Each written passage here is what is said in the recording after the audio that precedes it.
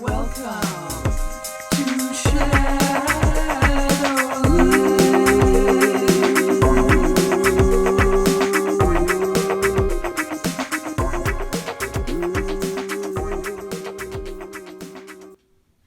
Hey everyone, Monica Bodierski here, artist and author, and I'm going to show you around the studio, which I think is pretty typical.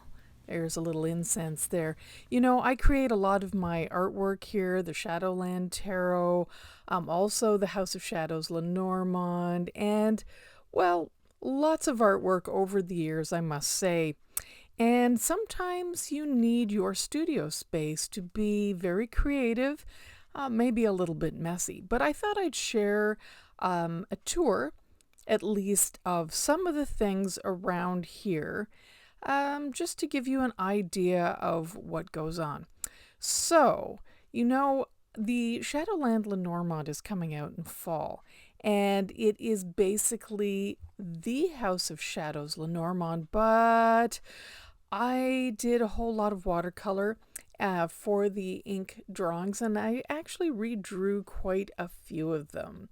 So I think you're going to enjoy it. Also, my Shadowland Tarot is never too far behind, and I really like to do a lot of readings in the studio. I do readings that are virtual. I give classes over Zoom, of course, like most people have had to do that pivot over COVID, and I don't actually find that the distance or doing it remotely has been detrimental.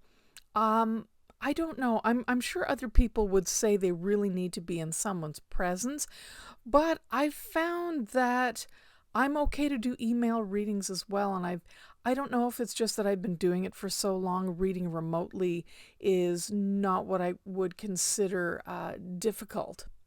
So I usually have my cards out in the studio and do readings, daily readings. I do a lot of stuff for IGTV and, of course, the YouTube videos here.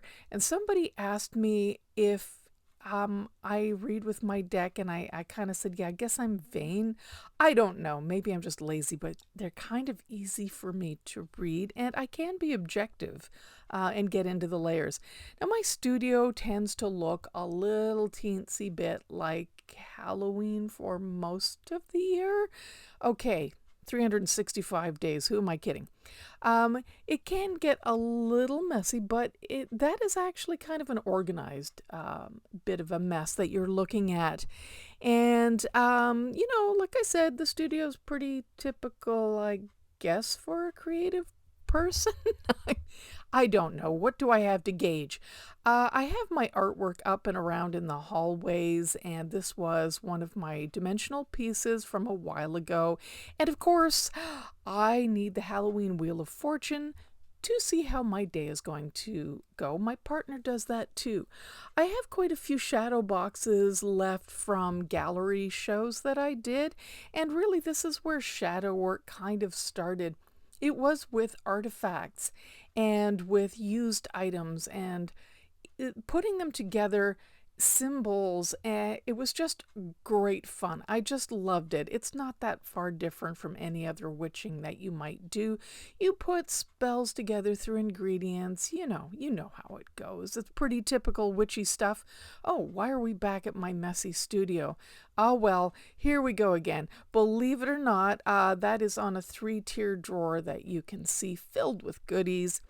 And, of course, I collect a few items and rocks and candles and things. Really, who would we be without all of this stuff that we live in and breathe in? This is all me, you know what I mean? And, you know, then I have to go back to the Wheel of Fortune and see what's happening again. No, really, sometimes I spin that sucker so much that it just flies right off.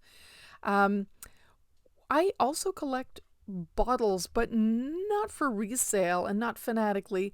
I simply collect a lot of old bottles so that I can do my spell work and have a lot of oils and spell bottles. That's normal, isn't it? Is that normal?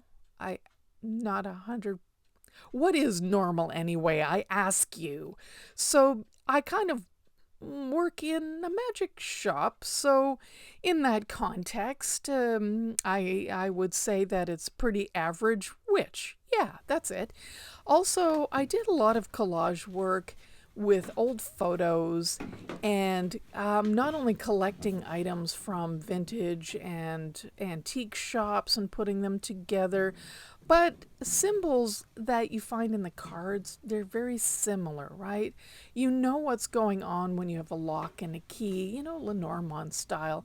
And forks have meanings. Everything carries meaning, let's be real. I wanted to mention too that I went away for a few days just to get out of the city, and I have a witch travel kit I wanted to share. So this is an old phone box, communications box, and these are the things in it. There's a little blue cloth gifted to me by my friend Debbie. This is a mini kit in a kit because, well, why not? There's charcoal and candle and incense and crystals and matches under there. And of course, I have my miniature frying pan to hold the burning charcoal. You don't want anything to burn. Hand sanitizer, can't leave home without it now. That's just the way life is, and that's not the worst thing. You get into weird stuff when you're in nature. I have my little water dish, my ceremonial water dish, and inside that water dish, I didn't open that little baggie, but it is filled with some of my absolute favorite magic stones. What's a witch without magic stones, I ask you? Not all crystals, by the way. And mini tea lights, 250 matches. They're not waterproof, but this box is pretty weatherproof.